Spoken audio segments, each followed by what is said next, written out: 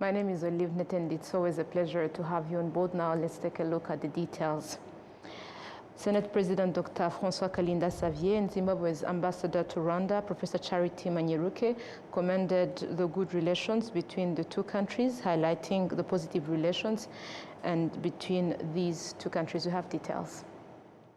They made these remarks during a meeting held on Friday. Their discussions focused on reinforcing the effective collaboration between the parliaments of Rwanda and Zimbabwe.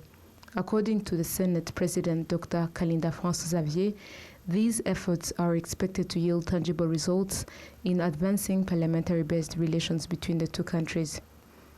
Ambassador Professor Charity Manyeruke, Zimbabwe's ambassador to Rwanda, affirmed that the good relations between the two countries provides an opportunity for both sides to learn from each other and deepen cooperation across different sectors. They also noted that the parliaments of both nations are preparing various initiatives aimed at further strengthening parliamentary diplomacy and bilateral ties. Rwanda-Zimbabwe relations remain strong, as reflected in several cooperation agreements that benefit citizens of both countries in areas including education, energy, justice, economic development, social welfare, and culture. To other matters, on Friday evening, the First Lady Her Excellency Jeannette Kagame attended the Rwandan cultural performance titled ETV, organized by the Inkera Yabato troupe, made up of students from Green Hills Academy. The theme of this year's performance is ETV, which means continuity, the ongoing commitment to preserve and build upon the achievements that have already been made. The event aims to show and teach that every generation has the responsibility to continue, protect, and develop what their ancestors began, with the goal of building a Rwanda rooted in culture, unity, development, and a bright future. The ETV performance featured various traditional performances highlighting the richness embedded in the Rwandan culture. To sports-related matters, with the ongoing Tour du Rwanda, Israeli rider Itamar Einhorn, 28 years old, of NSN cycling team, won the stage 6 of this competition, which ran from Rubavu to Musanze over a distance of 84.1 kilometers. He completed the stage in 2 hours and 59 seconds. We do have details. Stage 6 took place this Friday, with riders setting off from Rubavu and heading to Musanze.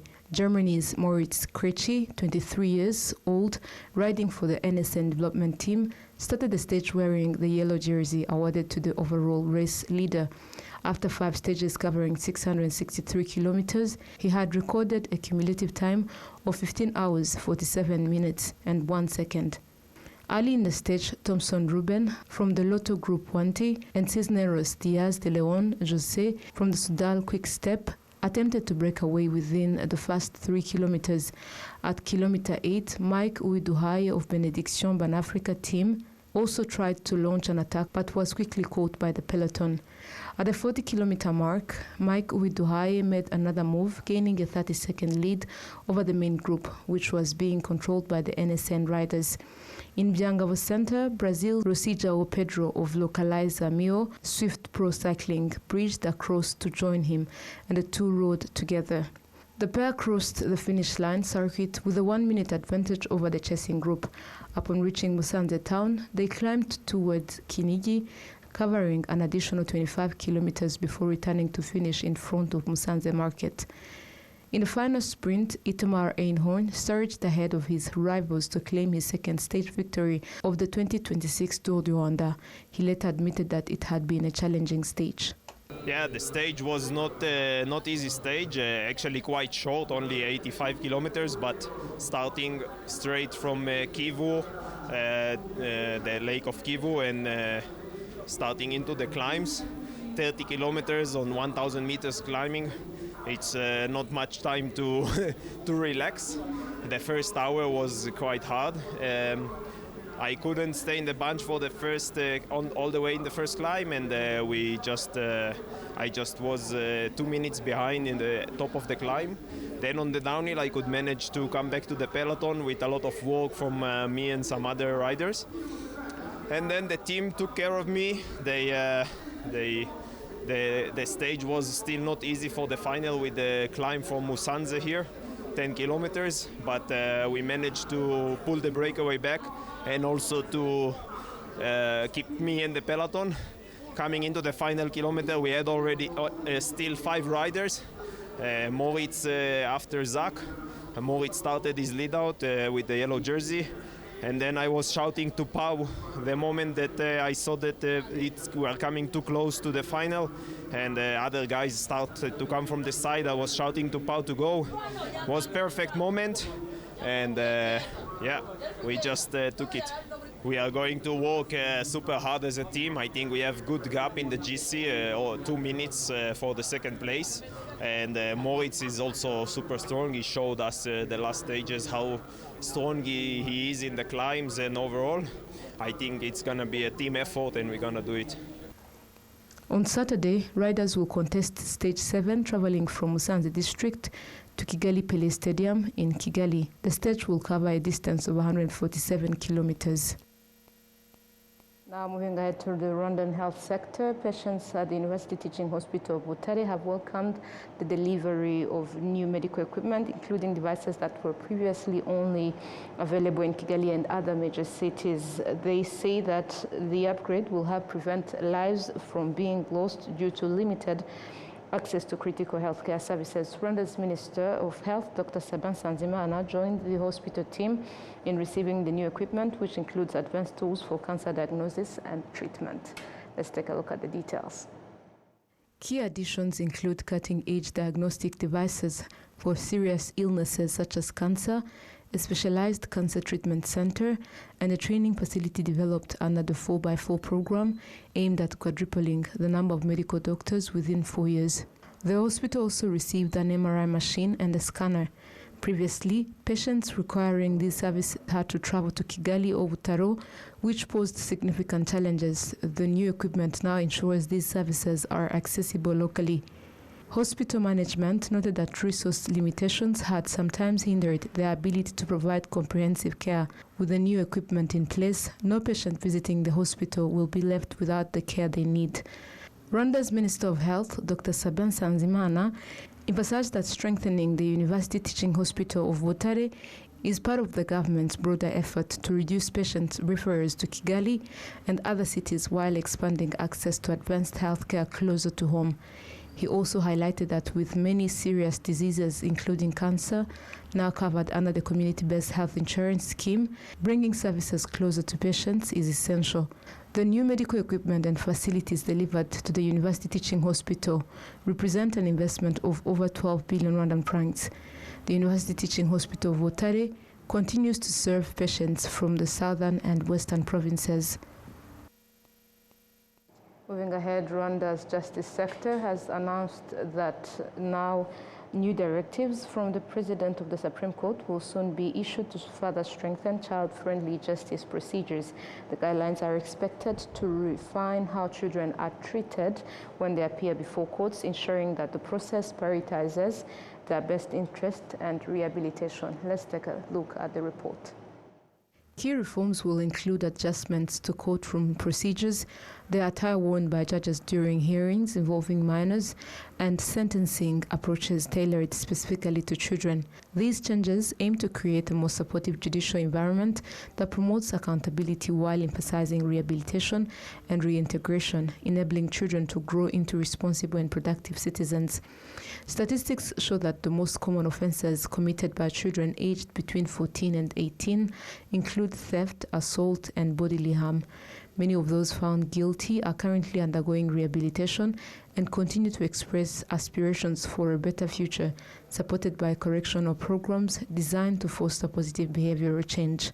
Professor Vincent Sezibera, a clinical psychologist, explains that serious offenses committed by minors, such as homicide or sexual violence, often stem from factors related to upbringing, family environment, trauma, and adverse life experiences. Over the past 2 days, Rwanda has been hosting a high-level meeting focused on enhancing the delivery of justice to children. The discussions brought together key stakeholders to ensure that children are treated appropriately at every stage of the justice process, from investigation and questioning to trial, sentencing, and rehabilitation. The judiciary spokesperson, Mr. Harrison Mutabazi, noted that existing procedural gaps will soon be addressed through the forthcoming Supreme Court directives, which will standardize and improve the handling of juvenile cases across the country. The National Child Development Agency emphasized that families and communities have a primary responsibility to guide and mentor children to prevent delinquency. At the same time, when offenses occur, institutions are encouraged to implement the 2022 Justice Policy, which promotes corrective and restorative approaches that safeguard the child's development and future prospects. During the meeting, Rwanda received recognition for its progress in the correctional system, particularly in ensuring that minors in rehabilitation centers retain their fundamental rights. CSP Hilary Sengabo, the spokesperson of the Rwanda Correctional Service, highlighted the country's commitment to rehabilitation over punishment in cases involving children. As part of the reform efforts, an initial group of 10 judges will undergo a year-long specialized training program on juvenile justice. Similar capacity building initiatives will also be extended in related sectors to strengthen coordination and ensure a comprehensive, child-centered justice system that supports rehabilitation and successful reintegration into society. Now to Rwanda's economic sector. Economic analysts say that recurring problems of poor budget utilization in some districts is mainly caused by limited capacity among staff and weaknesses linked to certain development partners. They argue that addressing these challenges would help ensure citizens receive the development outcomes they expect from their leaders. A closer look at the report. Most of the concerns raised by citizens relate to infrastructure projects such as roads, health centers, water supply, and electricity in areas where these services have not yet reached. These are frequently listed among the top priorities because of their direct impact on people's livelihoods and development. However, some residents say that although they are repeatedly promised these services, implementation often delays. The concerns voiced by citizens are also reflected in stalled projects highlighted by members of the parliament in the Committee of State Budget and Patrimony across various districts. Many of these delayed projects are found in districts that have been identified as having poor budget execution rates. Economic analyst Nathan Gashaija emphasized that several issues must be addressed to resolve the problem of poor budget execution. He noted that before a district is granted the budget it requests, its performance in utilizing the previous year's allocation is assessed. When the capital expenditure or the development budget is not very well implemented, executed within the district, for those few districts that you've mentioned, it means that there are some causes behind that. And one cause that I may suspect, if I would say that, are the procurement procedures. There are some delays in procurement processes. And these delays may be caused by either appeal. When the tender is almost complete, some bidders may decide to appeal. And when they appeal, then it takes another time for the RPPA to get back to those who appealed. Secondly, there are some tenders that may not meet, may not fetch the right bidders, and the districts may decide to re-advertise. That may also cause a delay, and such a procurement delay therefore affects the execution of the budget. Another cause may be some private sector players, the bidders, the private sector actors who don't have the right skills to package their bids very well. So my thinking is that, while there are some causes of the delays, one cause should be approached or solved differently from others. We need to skill our private sector.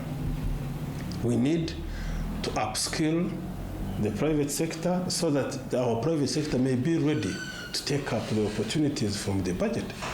Normally when the government announces the budget and when the budget year starts, private sector should always be ready to take up the opportunities provided by government. I'm talking from the private sector perspective. Most of them may need some skills on how to come up with bids, on how to bid for government tenders, on how to execute as per the timelines of the government. So I see some delays, I see some lack of skills by private sector, but again on the side of the district. Maybe this is the right time for again to consider training our local government officials on project management. With project management cycles, we see project planning, we see project implementation, we see project execution. So we need also to build the capacity. Otherwise, the capital expenditure of the development budget may be consumed at a low level, and this would affect the implementation and the delivery to citizens. With 4 months remaining before the close of the 2025-2026 fiscal year, many districts are still below 30% in budget execution.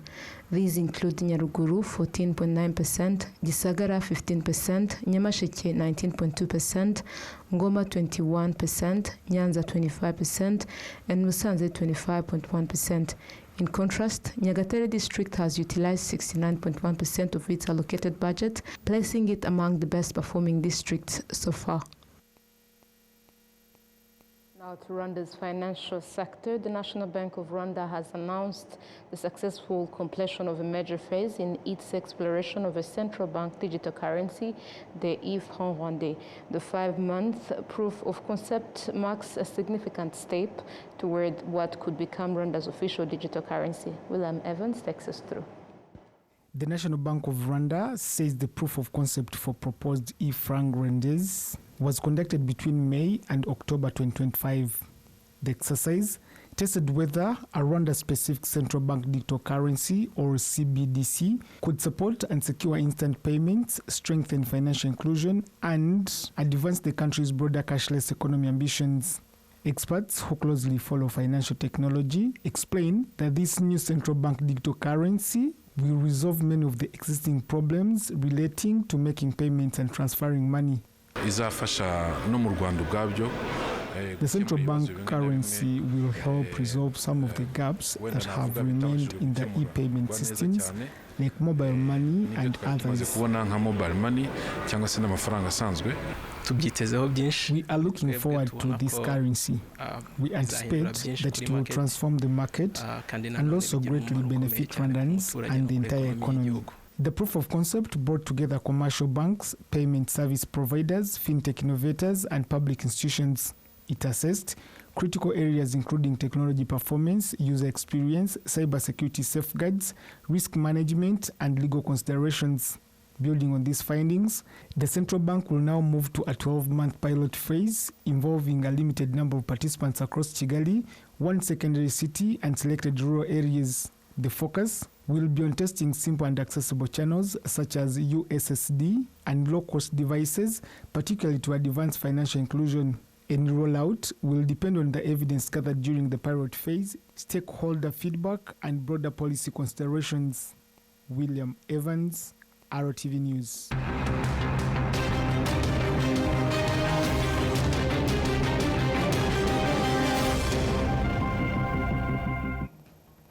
And this marks the end of today's bulletin. Thank you so much, dear viewers, for staying with us, and stay with Rwanda Television to see the continuity of Tour du Rwanda, which will be the finals, which will be in this coming weekend. Good night.